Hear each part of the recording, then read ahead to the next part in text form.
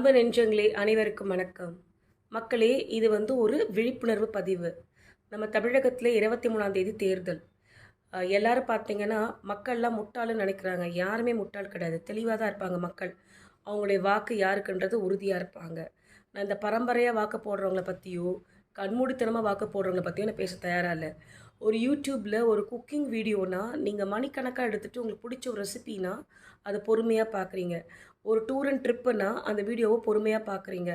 இல்லை உங்களுக்கு பிடிச்ச ஒரு அவார்ட் ஃபங்க்ஷனில் நடிகைகள் இருக்காங்கன்னா அந்த வீடியோ ஃபுல்லாக 1 or 2 hours பார்க்குறீங்க. ஏன் இவ்வளோ கிரிக்கெட் மேட்ச்னால் ஃபுல்லாக உட்காந்து பார்க்குறீங்க, 3 hours 4 hours கண்டினியூஸாக உட்காந்து பார்க்குறீங்க.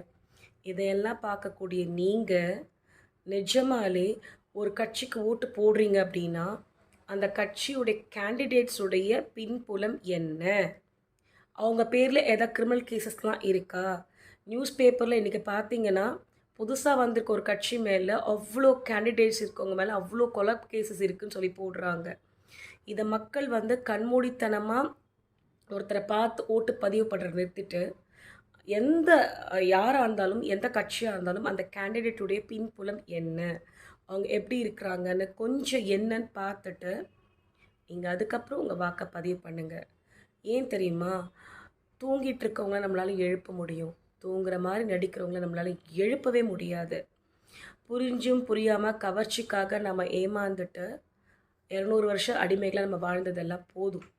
இதுக்கு மேலே அடிமையாக வாழறதுக்கு உங்கள் யார்கிட்டையும் இனிமேல் பொறுமையும் இருக்காது, யார்கிட்ட இனிமேல் அந்தளவுக்கு சக்தியும் கிடையாது. என் மக்களே, உங்களுடைய வாக்கு அவங்களுடைய என்ன பின்புலம்னு அறிஞ்சு வாக்கு செலுத்துங்க. கொள்கை என்னன்னு அறிஞ்சு வாக்கு செலுத்துங்க. அவங்களால உங்களுக்கு வரக்கூடிய என்ன நன்மைன்றதை நினச்சி வாக்கு செலுத்துங்க. 10ஓட 11 அத்தோட இது ஒன்றுன்னு பண்ணாதீங்க. நன்றி, வணக்கம்.